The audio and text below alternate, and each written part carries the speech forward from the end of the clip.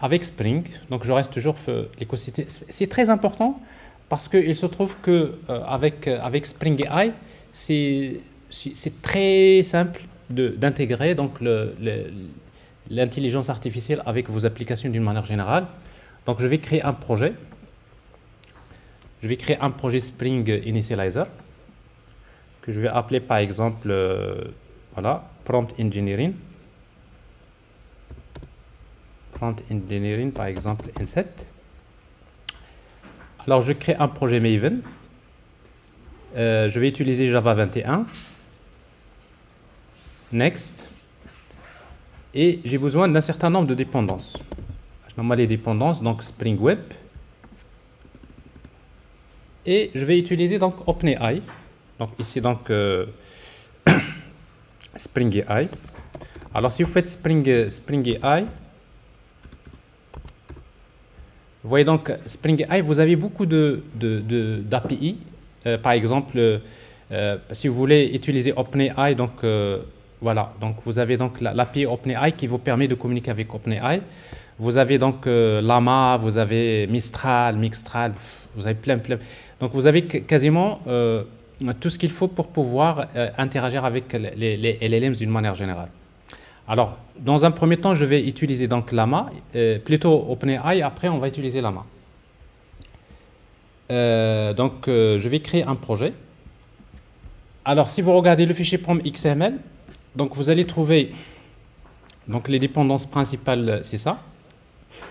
Donc c'est Spring AI, OpenAI.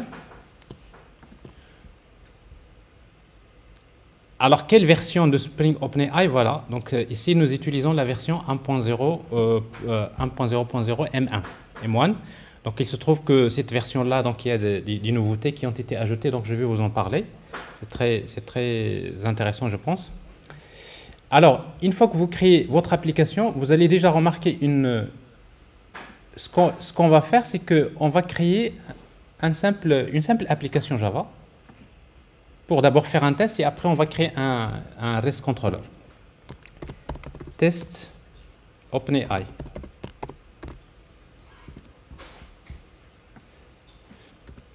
Alors, si vous voulez utiliser donc communiquer avec OpenAI, ben, vous aurez besoin de suivre les étapes. La première, c'est d'abord de créer un objet OpenAI API.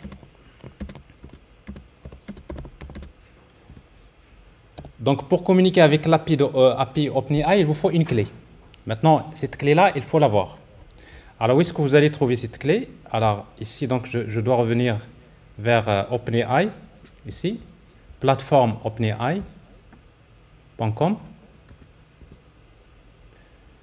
Et dans plateforme OpenAI.com, vous avez ici API Keys. Et donc, là, vous pouvez créer une clé. Alors cette clé, donc je vais l'appeler par exemple Prompt Engineering N7. Je peux l'appeler comme je veux. Je crée la clé. Je vais la copier.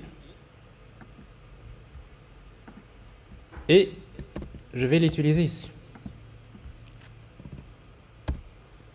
Donc ça c'est la clé. Parce que pour communiquer avec les LLMs d'une manière générale, bah, si vous avez un LLM open source en local, ça vous regarde, il n'y a pas de clé parce que ça c'est... Mais si vous interagissez avec des LLM qui sont déployés en cloud, etc., bah, il vous faut une clé. D'abord parce que c'est un service qui est payant, mais en même temps, c'est parce qu'il y a des limites. C'est-à-dire il y a des limitations d'utilisation qui sont fixées via donc, ces clés. Donc vous aurez besoin de cette clé-là. Donc ça c'est la première des choses. Ensuite, vous allez maintenant créer un objet de type OpenAI. Alors, OpenAI chat model égale new OpenAI chat model.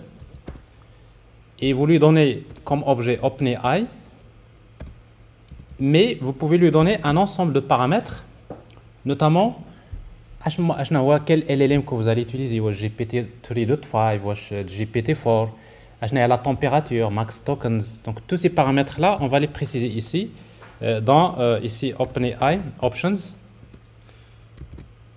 Builder.build.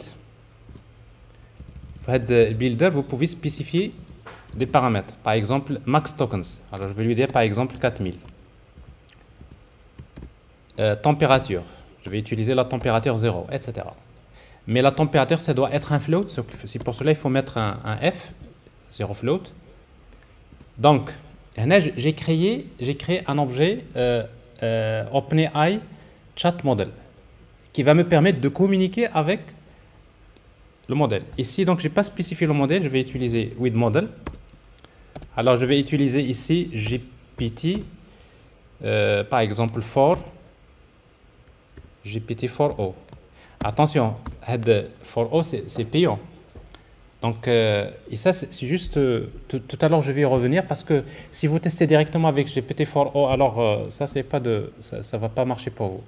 Si vous passez via 3.5 Turbo, par exemple, vous avez quelque chose de gratuit, mais une fois que vous le consommez, après, ça devient payant. Et après, donc, je vais vous montrer comment faire ces histoires-là. Donc, j'utilise donc le modèle le plus intéressant aujourd'hui, Wahada. Donc, c'est un multimodal. C'est-à-dire le modèle 4o, il vous permet beaucoup d'applications. D'ailleurs, c'est ce que je vais vous montrer à travers la démo. Donc, j'ai créé le modèle et après, qu'est-ce que je vais faire? Eh bien, tout simplement, je vais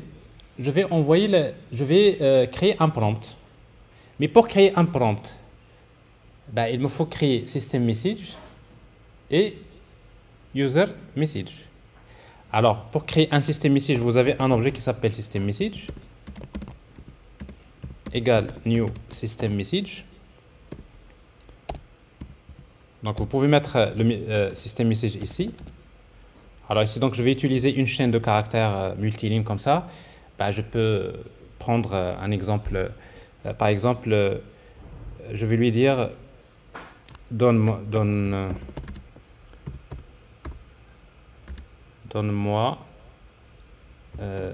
l'équipe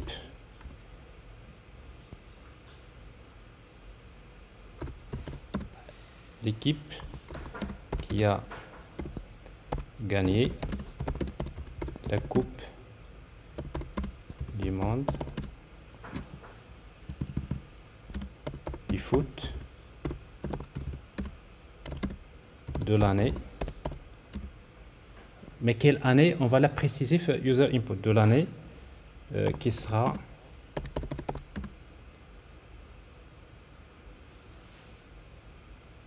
fournie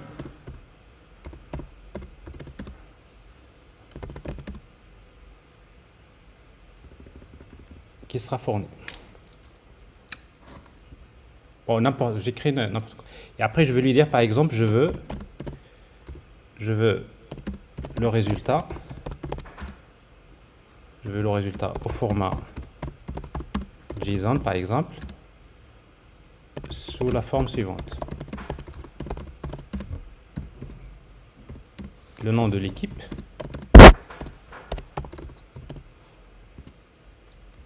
La liste des joueurs.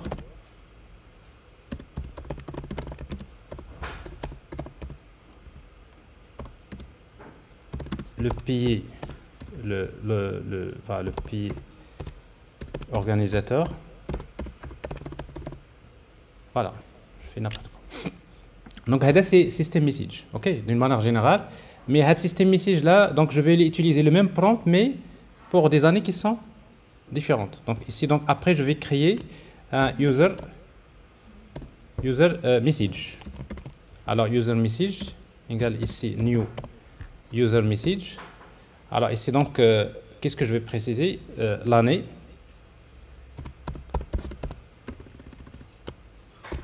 Je veux le résultat. Le résultat pour l'année, par exemple 2022. Vous voyez donc, cette question-là toute seule, si vous la posez à LLM, ben, il ne va pas comprendre quel résultat. Donc voilà le résultat de quoi? Voilà le contexte. Il s'agit bien du problème, etc. Et puis donc, je vais envoyer donc je vais créer le prompt. Alors, le prompt égale à quoi? Égale new prompt Et le prompt contient un ensemble de messages. Donc, les messages, donc c'est une liste of system message et user message. Donc, l'étape c'est important parce que c'est important. Pourquoi? Parce que c'est comme la structure d'un prompt. Donc, je vois bien system message. Ici, il n'y a pas de few shot example. Donc, on va voir tout à l'heure un exemple. Mais ici, donc, c'est un zero shot prompt. Donc, ça, c'est zero shot prompt. Je vais envoyer ce prompt là en utilisant ce modèle. Donc c'est OpenAI Chat Model et je vais utiliser prompt ou bien call. Je vais envoyer le prompt. Voilà. .call prompt, zero shot prompt plutôt. Alors si vous envoyez ce prompt là, maintenant ce prompt il est envoyé vers le LLM. Quel LLM? GPT-4o. Je récupère la réponse. Mais la réponse, si vous regardez la réponse elle-même, la réponse c'est une réponse au format JSON. Donc on va extraire. Je vais afficher chat response. Je vais afficher chat response.getResult output get content. Donc parce qu'en fait la réponse de LLM, si vous regardez le résultat, vous allez trouver, donc c'est un objet JSON qui contient result output content. Donc je récupère ce résultat là. Alors si vous exécutez cette application, je vais avoir quelque chose. Regardez. Alors ça me donne donc la réponse. Le LLM il m'a répondu comme quoi le nom de l'équipe c'est l'Argentine, la liste des joueurs au Mahalo, et après l'organisateur c'est Qatar. Donc c'est un exemple de zero shot prompt que je viens d'envoyer vers le LLM. Il m'a donné la réponse. Ok. Alors sauf que avec Spring AI, vous n'avez pas besoin d'écrire tout ce code. C'est l'API de base. Mais si vous voulez faire la même chose, ce que je vais faire, je vais créer un REST controller. Je vais créer donc je vais l'appeler chat controller.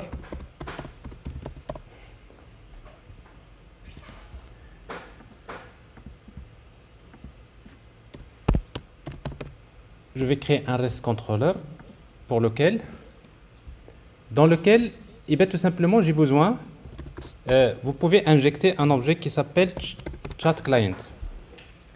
Alors, chat client, normalement, ce qui vient, c'est que chat client, c'est une API générique. Avec chat client, vous pouvez communiquer avec n'importe quel LLM. Ça peut être OpenAI, ça peut être Llama, ça peut être n'importe quel LLM. Okay? Et il suffit de faire l'injection des dépendances via le constructeur. Alors, sauf que dans cette version-là, on ne peut pas injecter directement le chat client. Il faut injecter chat client.builder. Donc, c'est le builder. Et ici, vous allez juste écrire this.chatClient égale builder.build. Donc, j'ai construit chat client. Et maintenant, vous voulez faire un test. Je crée une méthode, par exemple la chat, qui reçoit un message, une question.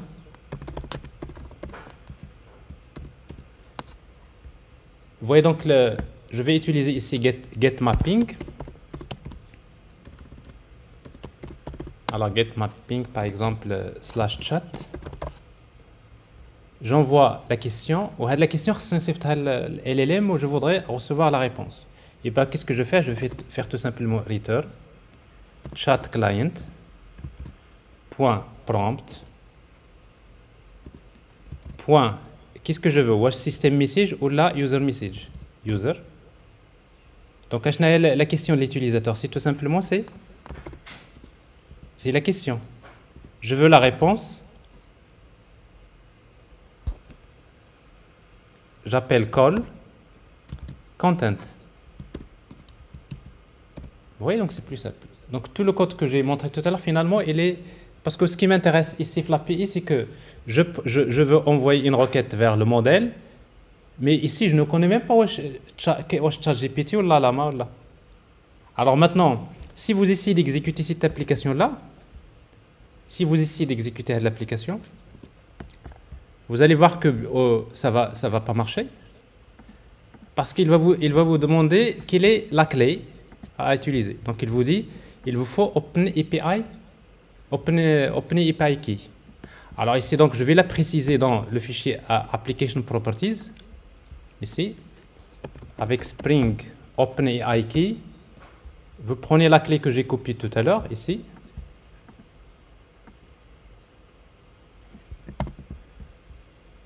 Donc je vais la mettre ici. Généralement, les clés, on ne les met pas dans le code, mais souvent, on crée une variable d'environnement dans laquelle on stocke la clé, parce que la clé, ça doit être un secret normalement. Il faut créer une variable d'environnement. Tout ça, je vais vous montrer comment le faire. Quel modèle que je vais utiliser? Donc, Spring Chat. Donc, je vais utiliser le modèle GPT, par exemple, 4o. Et si vous voulez même préciser voilà, la température, par exemple, je vais utiliser la température 0, je vais utiliser max tokens, etc. Alors, tout ça, c'est des trucs à configurer. Il dit que donc mon code, ce qui est intéressant dans ce code ici, maintenant, c'est que vous voyez, mon code ici, donc, c'est abstraction du modèle. C'est-à-dire, ce même code-là, je peux l'utiliser pour OpenAI, que je peux communiquer avec Llama, avec Grok, avec tous les modèles que vous pouvez exploiter.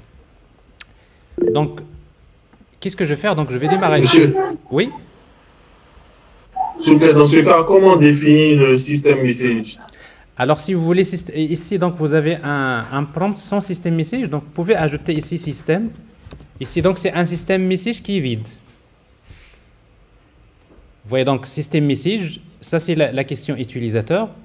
Alors, ici, donc, vous n'êtes pas toujours obligé d'avoir système message dans un prompt. C'est-à-dire, si dans user input, vous expliquez tout ce que vous voulez, par exemple, ici, ma question, pour le moment, le système message, il est vide, on va le laisser, mais après, on va ajouter des choses.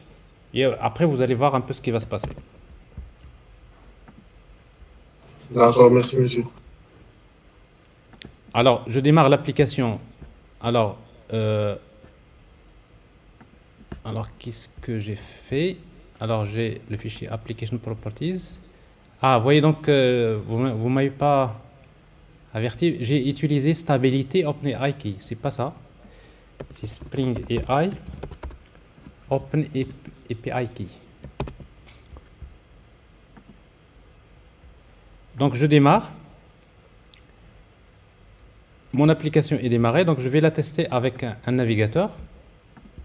Donc ici, localhost 8080 /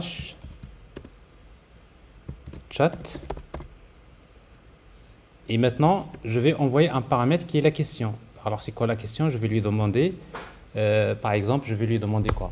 Je vais lui demander, donne-moi, par exemple, généralement une histoire.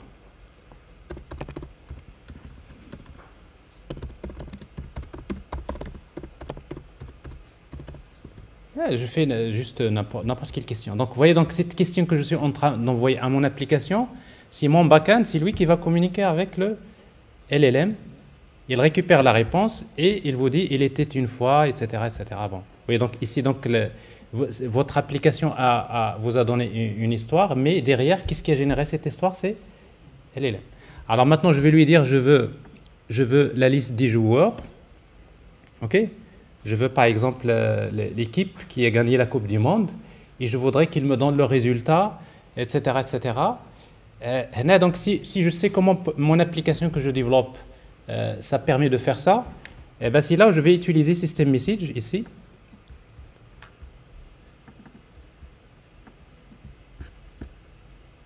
Donc je prends mon System Message.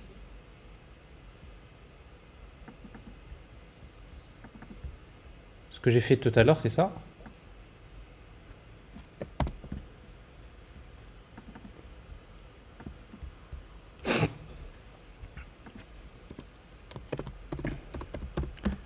Alors, je vais utiliser donc ça c'est système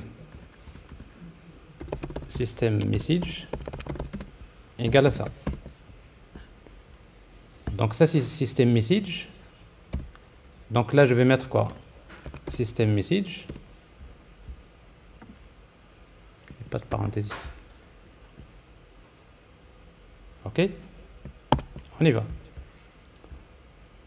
Je redémarre. Alors maintenant, la question pour moi maintenant, ça va être quoi? C'est bon, je vais laisser la question. Mais ça devient quoi la question maintenant de l'utilisateur? C'est que l'utilisateur il va préciser que l'année. Je veux ça. Voilà ma question. Mais pour quelle année? Pour l'année que l'utilisateur va saisir. Donc avec quoi user input, ok? Donc maintenant je vais lui dire c'est quoi la question, par exemple 2022.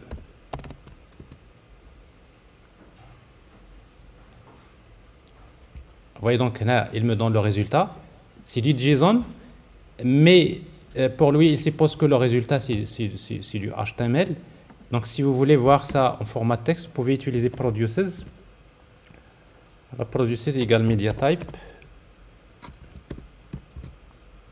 texte plain. Comme ça je ne vais pas l'afficher au format, je vais garder le format qu'il m'a envoyé le chat GPT. Donc je vais garder le même format, donc je ne vais pas l'afficher comme ça. Donc j'actualise.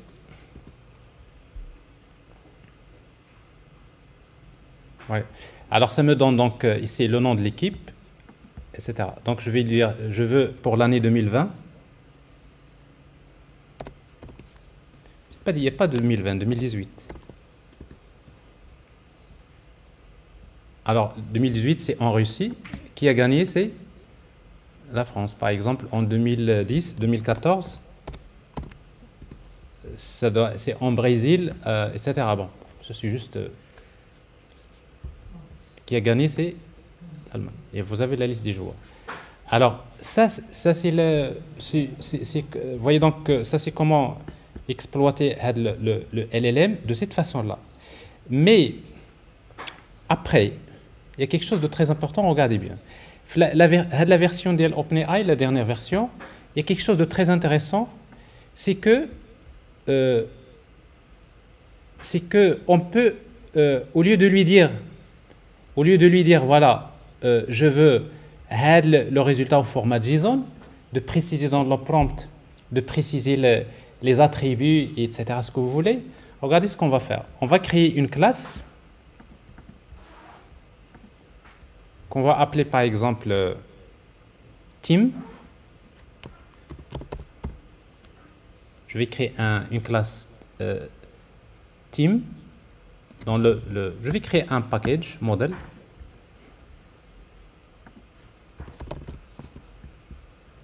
Dans lequel je vais créer une classe team. Je veux que ce soit un record. Pour faire plus simple, pour ne pas générer les getters et setters. Pour moi, le résultat que je veux, c'est quoi? C'est que le nom, name, je veux le nom de l'équipe. Je veux quoi? Je veux la liste des joueurs. La liste des joueurs, c'est une liste de string. Je vais l'appeler players.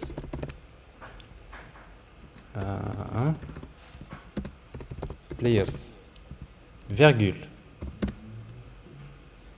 Je veux quoi? Location.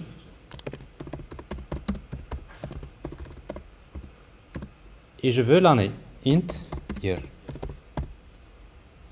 Ça me coûte rien. Bon, ça c'est une classe avec les getters et setters. Après, qu'est-ce que je vais faire? Donc je vais faire la même chose. Regardez, je vais faire copier-coller. Je vais l'appeler chat2. Chat2. Et je vais changer. Maintenant, je ne veux plus ça au format JSON. Je veux directement retourner team, un objet de type team au format JSON. Maintenant, regardez dans système ici. Je n'ai plus besoin de lui dire je veux le résultat en format JSON et tout ça, je supprime.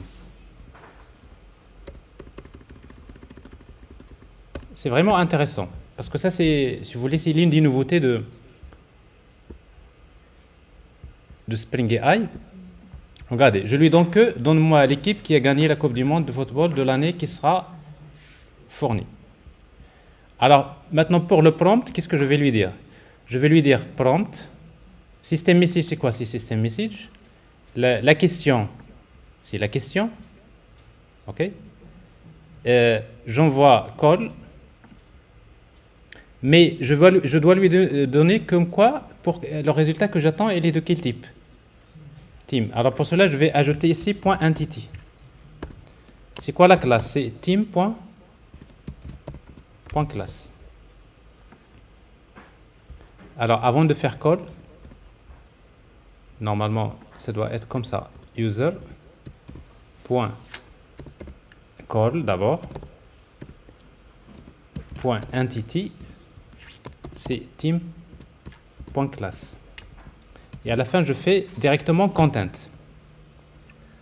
Alors ici,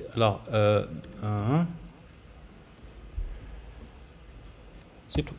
Voilà, il n'y a rien à faire.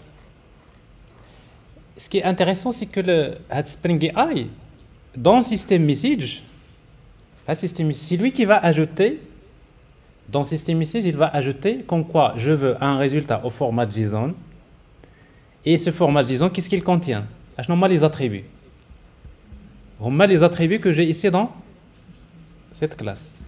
Et encore plus, il va récupérer les résultats. Et moi, il va me retourner à la fin un résultat en quel format? En format JSON. Alors si je fais ça, j'exécute.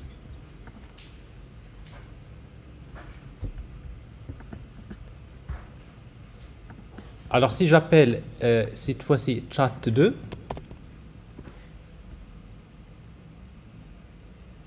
regardez, c'est encore mieux. Mais je vois vraiment, ici je reçois un objet de type team, name, players, location et year. Alors avec Spring, c'est vraiment très simple de faire les choses. Vous pouvez faire la même chose avec Python, avec les langages, mais dans les autres langages, ça va prendre plus de temps. C'est-à-dire, l'avantage de Spring AI, c'est que vous avez des API génériques qui vont profiter c'est-à-dire de tous les design patterns qui sont déjà utilisés habituellement dans les applications pour faire du prompt engineering de manière très simple. Est-ce que c'est clair jusqu'à présent? Alors maintenant, je ne veux pas pour une année, mais je veux par exemple pour plusieurs années. Qu'est-ce que je vais faire? Je vais lui dire, je vais faire copier-coller. Cette fois-ci, je veux retourner une liste de teams. Alors ça, c'est chat3. Je n'ai pas besoin d'envoyer la question. Je vais lui donner, donne-moi l'équipe qui a gagné la Coupe du Monde. Mais pour l'année fournie pendant les 4. Alors, qui a gagné les 4 dernières Coupes du Monde.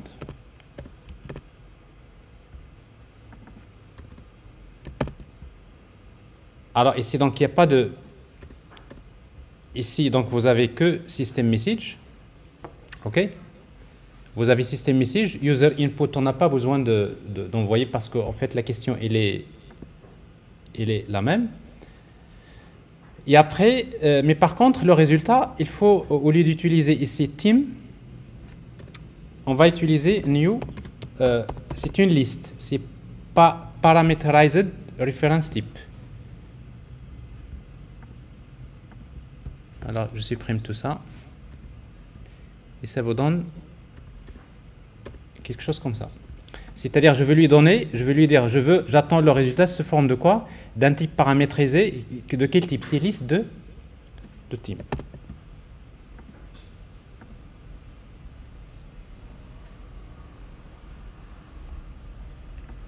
Voilà. Alors, si je fais maintenant chat tree. Donc, s'il n'y a pas de paramètres, j'envoie la requête. Et je vois ici, donc, je vais recevoir cette fois-ci une liste En principe.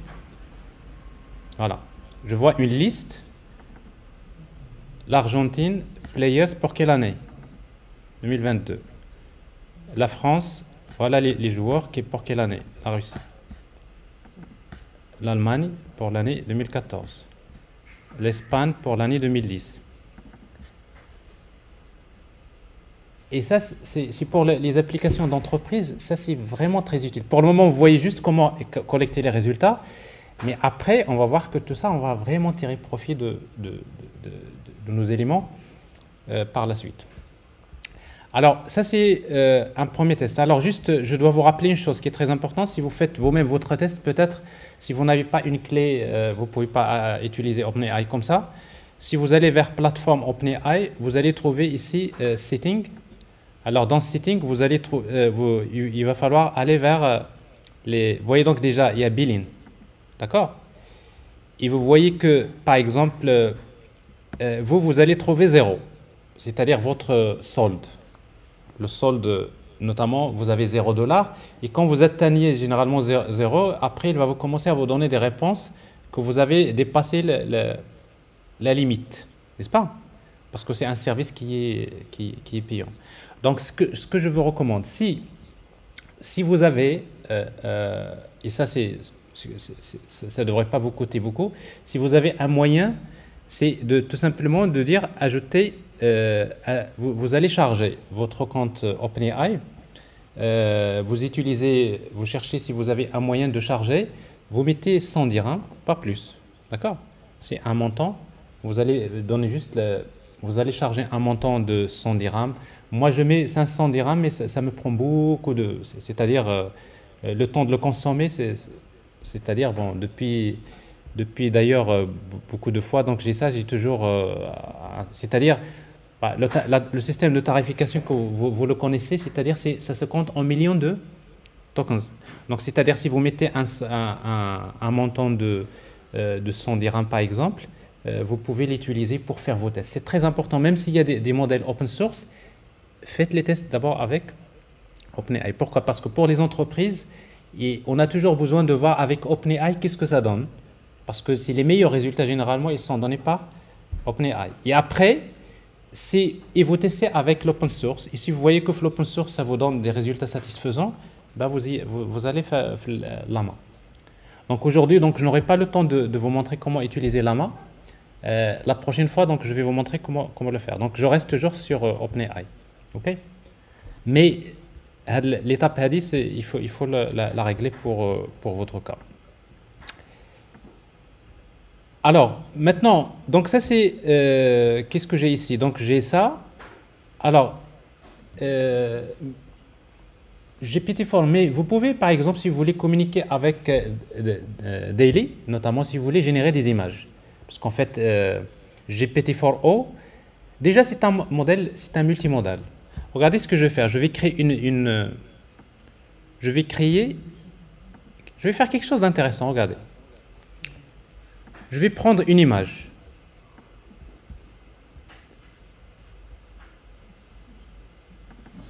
Regardez. Alors ça, c'est une image que j'ai écrite à la main, manuellement.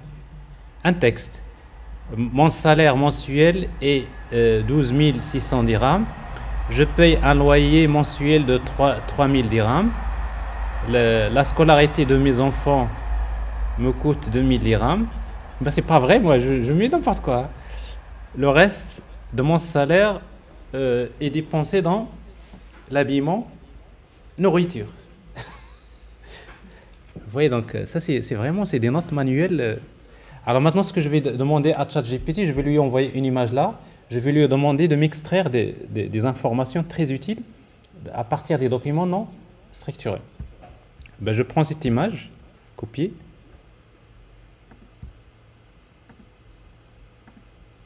Ben, je vais la mettre dans le dossier ressources. Voilà. Et voilà, donc je vais créer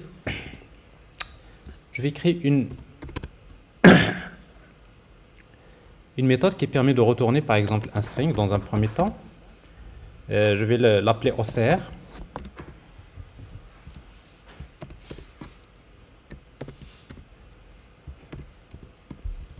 Donc OCR, donc je fais ici get mapping slash OCR. Et la même chose, maintenant je vais communiquer avec le modèle. Qu'est-ce que je dois faire? Eh bien je vais je vais d'abord lire l'image. Alors pour lire l'image, donc je vais utiliser, je vais créer un objet resource de Spring égale new class path resource. Et je sais que dans le dossier ressources, l'image s'appelle quoi? C'est dépenses.jpeg. Ok. Allez, c'est une ressource. À partir de cette ressource-là, je vais lire les bytes. Get content bytes array. Qu'est-ce que ça me donne? Ça me donne une liste de bytes. Alors déjà, il faut faire throws exception. Et je vais créer une variable. Ici, data. Donc vous voyez, donc cette image-là, je vais la lire et ça devient quoi? Ça devient un tableau de bytes. Et si ça devient un tableau de bytes, maintenant je vais créer mon prompt. Alors, mon prompt, qu'est-ce qu'il contient? Alors vous avez ici prompt string system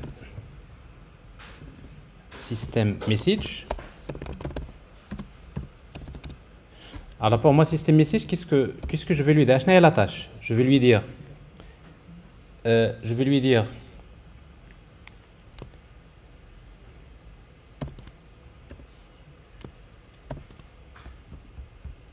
alors pour ne pas écrire, je vais prendre le texte parce que le temps me presse. Alors c'est pas ici. Voilà. Faire une reconnaissance optique des schémas, c'est pas ça. Analyse l'image. C'est celle-là. Le format disant les éléments. Voilà. Alors je vais lui dire ça. Je vais lui dire analyse l'image qui contient un texte manuscrit et donne-moi au format JSON comment les dépenses du salaire sont réparties. Bon, ici donc, qu'est-ce que je lui donne? Je scanne, je prends une photo et je veux des données qui vont me permettre de prendre les décisions. Alors maintenant, je vais créer mon prompt. Alors prompt égale à quoi? Égale new prompt.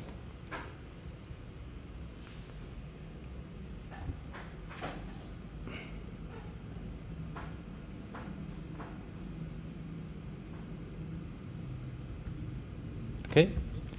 Alors égale new prompt et je vais donner ici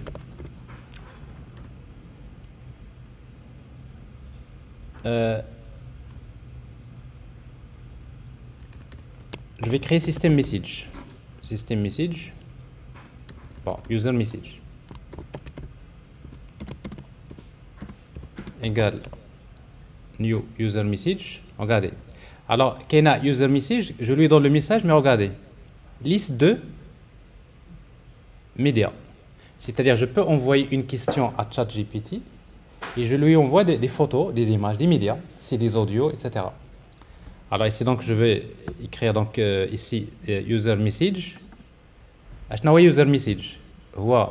Bon, ici, donc, je ne vais pas l'appeler system message, je vais l'appeler user message. Alors, c'est user message text. Alors, user message text. Et je vais envoyer une liste de médias. OK? List of.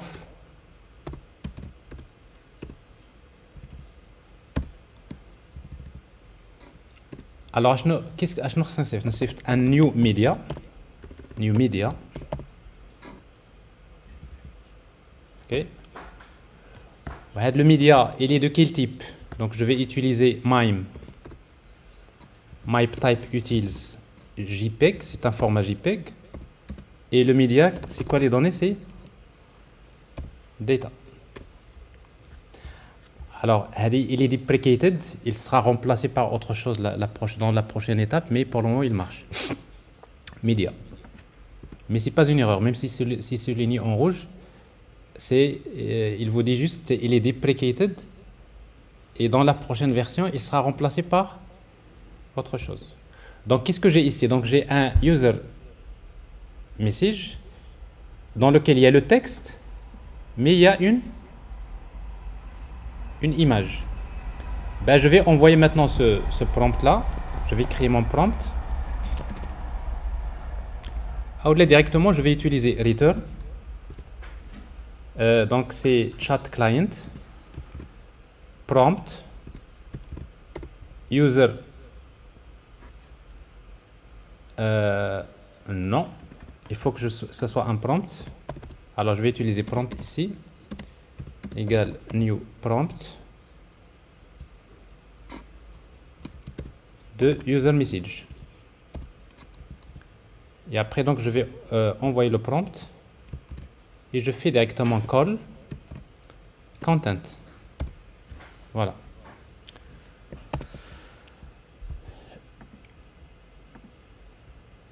Alors ça c'est très utile. Il y a beaucoup d'applications dont on a besoin de faire ça. Parce que souvent, il y a des applications dans lesquelles on a besoin de prendre du texte, on voudrait faire l'OCR. Alors, dans l'intelligence artificielle, pour faire des opérations d'OCR, c'est vraiment... Il y a beaucoup de techniques qui sont utilisées, mais avec l'IA générative, ça devient maintenant vraiment très, très, très intéressant. Alors, OCR, on va mettre localhost 8080/OCR. Alors j'envoie la requête, j'attends la réponse.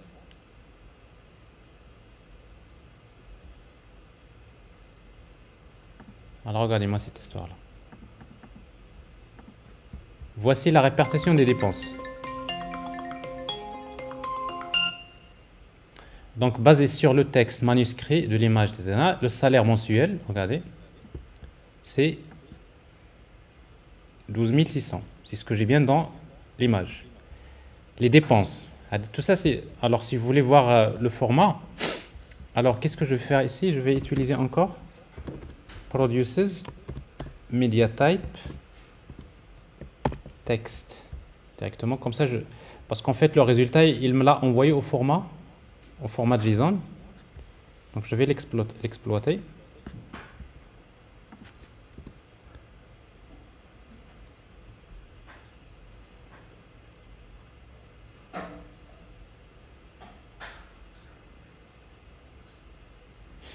Vous voyez ce que j'ai ici. Le salaire mensuel, il a bien extrait. J'ai les dépenses, le loyer, j'ai la scolarité, j'ai les autres dépenses. Alors les autres dépenses, mais ici, donc, je n'ai pas précisé voilà, les autres habillements variables. Il n'a pas pu extraire. Alors, vous voyez donc le prompt, je peux lui ajouter d'autres choses. Je peux lui ajouter, par exemple, je voudrais combien me reste dans le salaire, etc. Des choses comme ça, n'est-ce pas? Mais tout ça, c'est derrière le modèle utilisé, c'est que vous avez pu donner cette image. Vraiment, déjà, c'est écrit manuel, n'est-ce pas?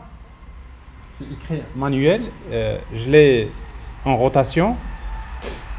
Vous leur donnez un LLM qui est multimodal et vous arrivez quand même à extraire les informations.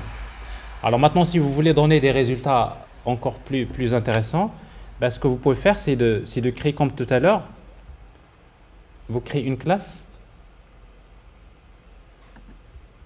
que vous allez appeler dépenses.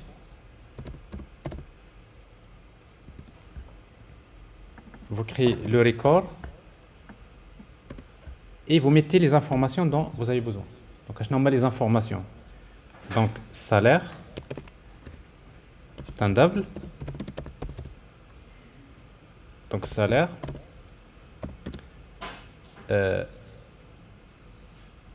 liste des dépenses. Alors liste des dépenses, vous pouvez par exemple mettre ici une liste.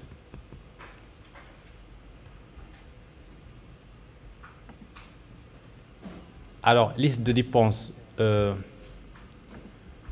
liste de dépenses. Alors, sauf que ici, donc, si vous voulez, de préférence de créer une classe que vous allez appeler result, résultat dépenses.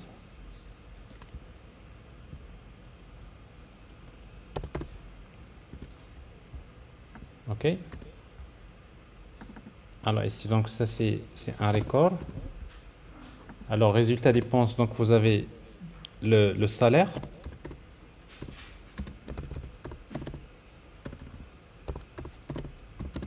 Vous avez une liste de dépenses.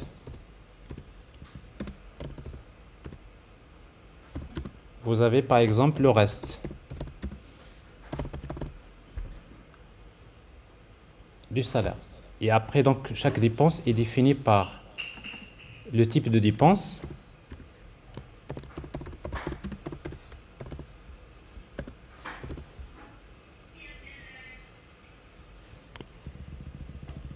Type dépense. Et après, le montant.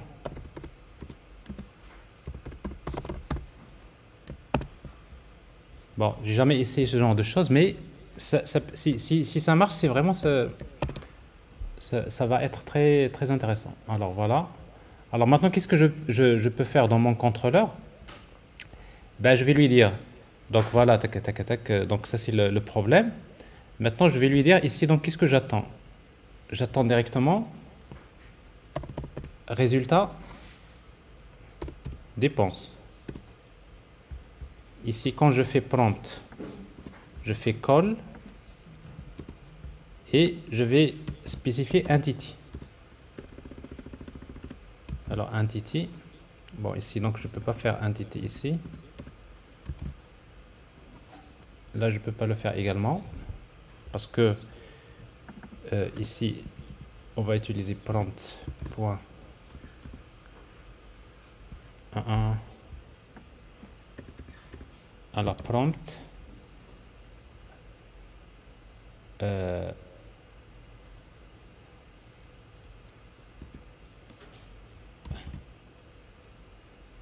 entity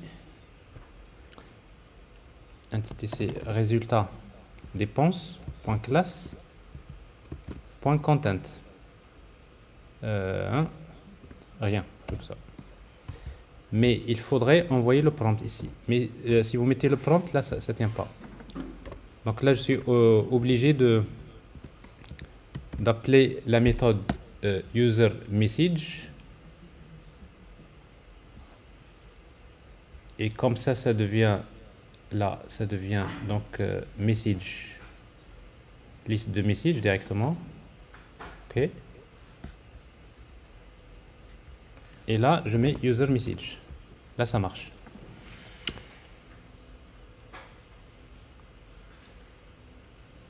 Voilà. Donc, je fais prompt. J'appelle. Donc ici, donc je n'ai pas utilisé ça. Donc j'appelle prompt. Je lui donne user message et je lui demande, je veux le résultat comme ça. Alors, j'exécute.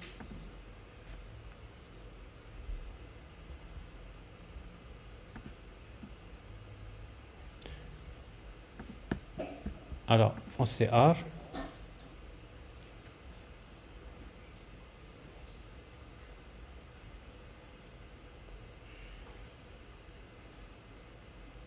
Ouais. Alors ça, c'est un cas plus compliqué. Donc, quand il veut désérialiser, donc il manque des choses. Il n'a pas pu avoir tous ces éléments-là. Donc, je reviens à la version que j'ai fait tout à l'heure. Et je vous laisserai vous-même tester ce cas-là. C'est vraiment intéressant. Alors, on va le laisser comme ça.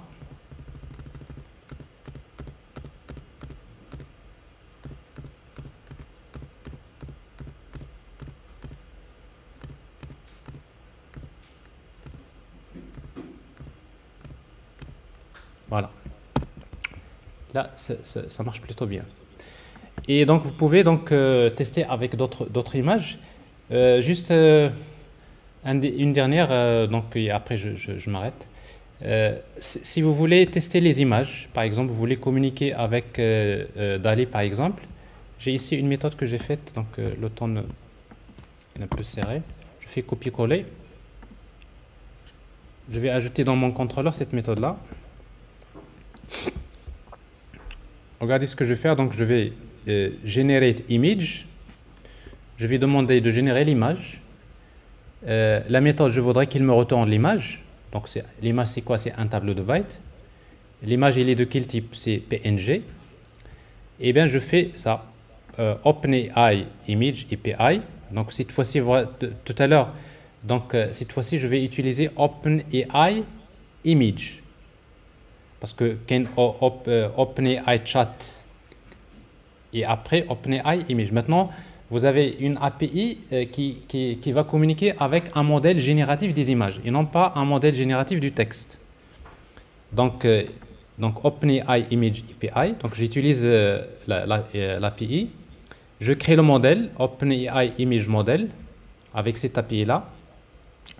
Et puis donc je vais utiliser OpenAI Image Model call, j'envoie la requête vers quel modèle? C'est daily 3, donc ça c'est pour générer l'image. Je vais lui demander de me générer une image avec quelle taille? 1024 x 1024 en format base 64 JSON. Je n'ai le prompt, regardez. Alors le prompt, je lui demande quoi? Je veux un chat avec un costume dans une fête avec un café dans sa main. Bon.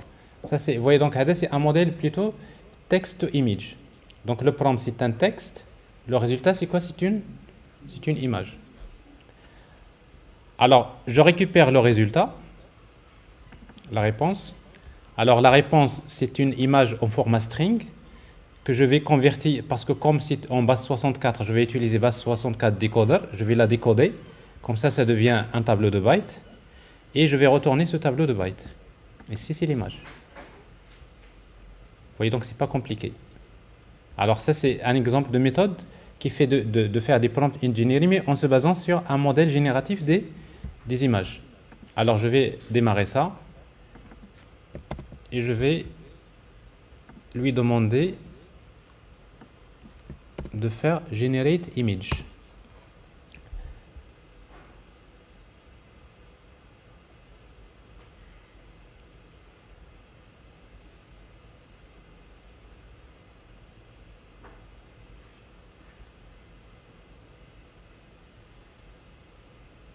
Oui.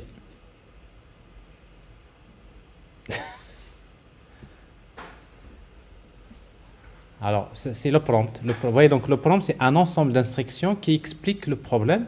Si vous expliquez bien votre problème, vous avez des choses comme ça. Alors maintenant, si vous actualisez, est-ce que ça va me donner la même image? Non. Pourquoi tout simplement? Parce que la température, je ne l'ai pas définie. Donc la température, c'est entre 0 et 2. Et donc, pour le même prompt, à chaque fois, il m'imagine une nouvelle image. Vous voyez, donc cette fois-ci, c'est différent. Vous voyez.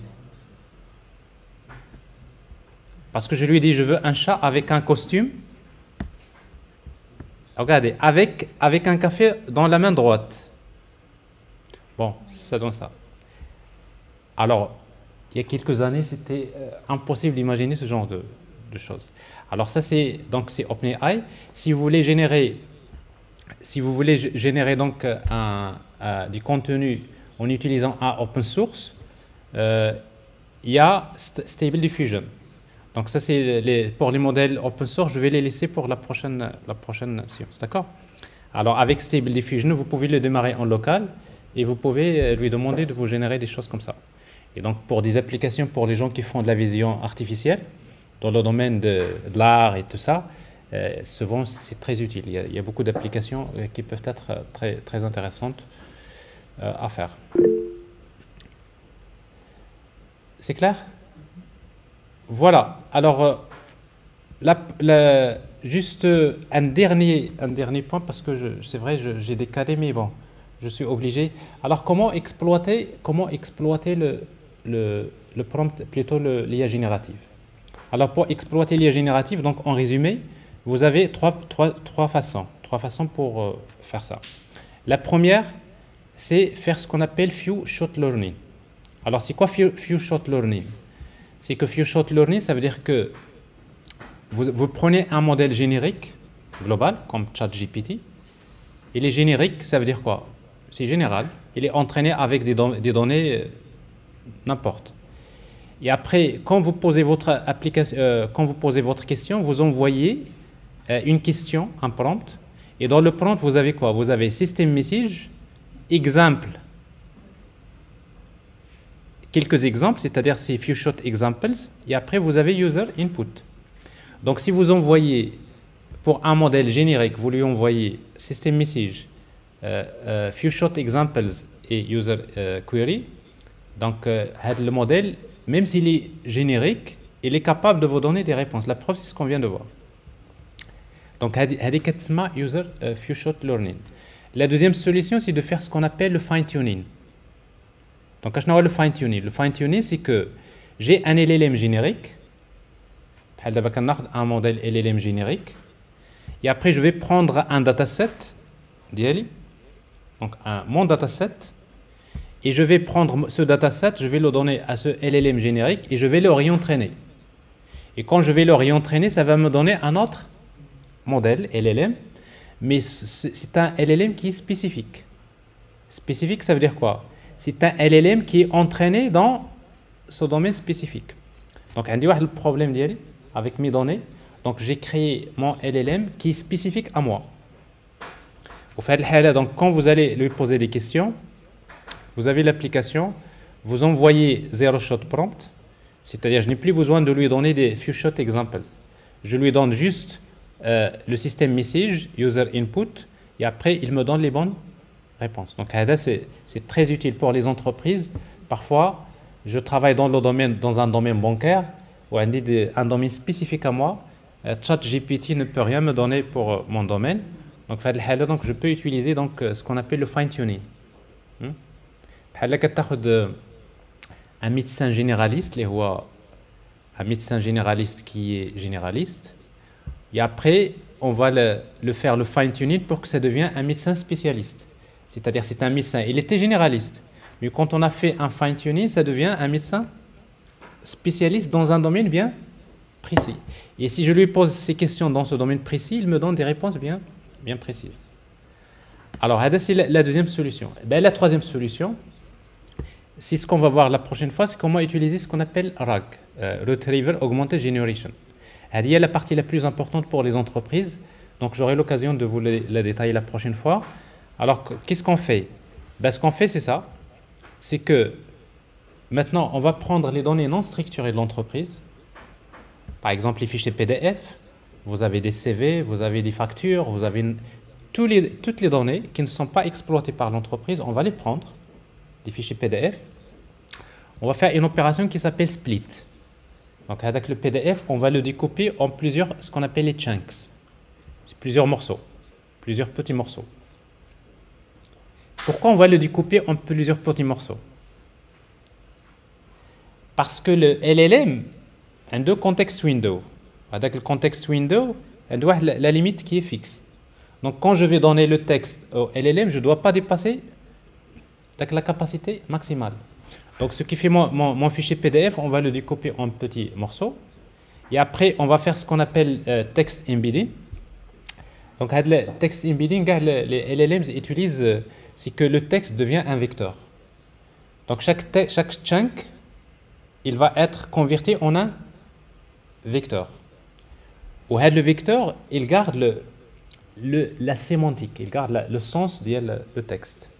Donc, le texte et la sémantique, il est dans le vecteur. Et puis, qu'est-ce qu'on va faire après ces vecteurs-là, on va les enregistrer dans une base de données vectorielle.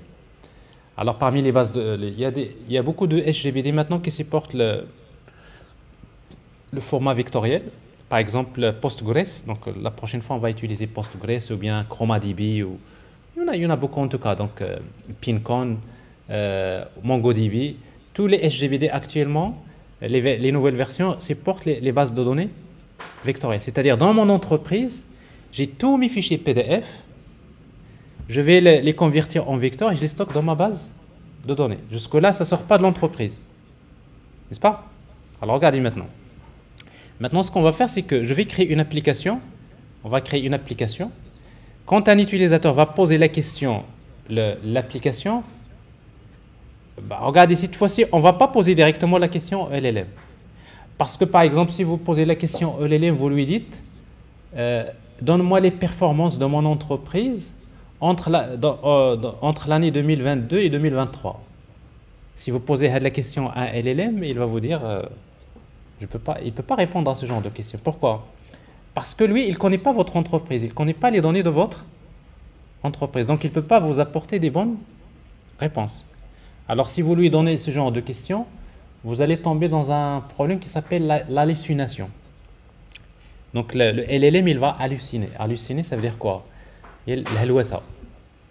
Si vous lui posez une question, il va vous commencer à vous donner, n'est-ce pas? Donc, il n'a pas compris vraiment. Vous lui posez une question sur quelque chose dont il n'a pas les informations. Donc, ce qu'on va faire, regardez, quand on pose la question à notre application, c'est notre application qui va d'abord vers notre base de données. On va vers la base de données, on va faire ce qu'on appelle une recherche sémantique. Donc, quand je n'ai de la recherche sémantique, c'est que je pose la question de la base de données et je vais lui demander, cherche-moi parmi ces données-là, ces vecteurs, cherche-moi les données les plus proches, les عندهم علاقة في le sens. C'est-à-dire, les documents qui sont proches de cette question-là. Eh bien, maintenant les bases de données savent faire ça. Attention, ce n'est pas une recherche textuelle. On cherche, c'est une recherche sémantique. Donc, quand je n'ai la recherche sémantique, c'est que le texte il est stocké en anglais, il parle des choses, je pose une question qui n'a rien à voir avec le texte qui est dans la base de données. Et je vais lui dire, cherche-moi dans la base de données, les documents qui ont une relation avec cette question. Donc, avec ces SGBD, ils vont me donner le résultat. Donc, le résultat, ça devient ce qu'on appelle le contexte. Et maintenant, je vais envoyer le prompt, regardez. Le prompt, je vais l'envoyer au LLM. Je vais lui poser la question, je vais lui dire, réponds-moi à cette question-là. Réponds-moi à cette question en utilisant ce contexte. C'est comme si je lui dis, je veux que tu me réponds à cette question de l'utilisateur, mais en utilisant ce contexte que j'ai récupéré à partir de ma base de données. Vous allez voir, vous serez étonné parce que ça marche. C'est-à-dire c'est quelque chose qui va vous donner des réponses bien précises. Et maintenant, par exemple, si vous lui donnez un CV, imaginez, vous lui posez une question sur un CV. Vous avez un CV au format PDF. Vous faites cette opération-là, le CV, il est enregistré en format vectoriel. Et après, je lui pose la question. Je vais lui dire, donne-moi le score pour un poste de développeur Java, par exemple Spring. Donne-moi le score d'il le CV. Eh bien, le LLM, avec ces techniques-là, il vous dit, voilà, ce CV-là, il est 8 sur 10. Il est 9 sur 10. Ou bien, il est 5 sur 10. Pourquoi? Parce que la recherche sémantique, il va extraire les informations qui ont une relation avec la question. Et après, c'est le LLM qui va utiliser son intelligence générale pour vous donner des réponses bien précises. Alors ça, c'est ce qu'on appelle tout simplement Retriever Augmented Generation. Et ça, c'est quelque chose qu'on va essayer de travailler dans le prochain cours. Aujourd'hui, donc, j'ai parlé de beaucoup de choses, c'est vrai, mais c'est pour vous contextualiser. C'est des choses importantes, mais dans un premier temps, vous gardez donc les éléments de base. La semaine prochaine, donc, je vais reprendre mon cours à partir de ce slide. Et vous allez voir la même chose avec Spring AI. Pour développer un système RAG, c'est très simple. C'est-à-dire, vous n'aurez pas à passer beaucoup de temps pour faire ce genre de choses. Oui, Monsieur, oui, une dernière question comme ça, parce qu'on a pris du temps. Oui,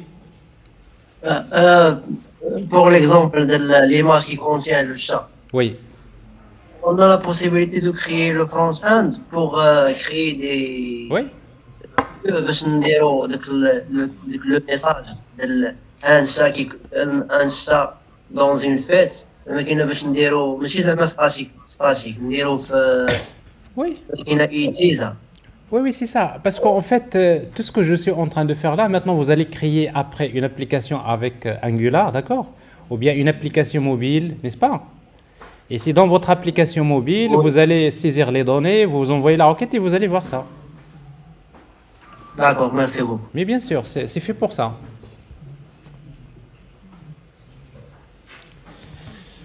Voilà. Donc,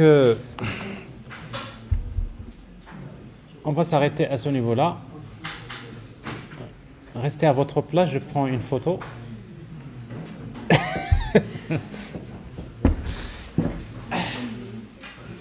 Les bonnes habitudes, c'est toujours comme ça. Ça fait longtemps.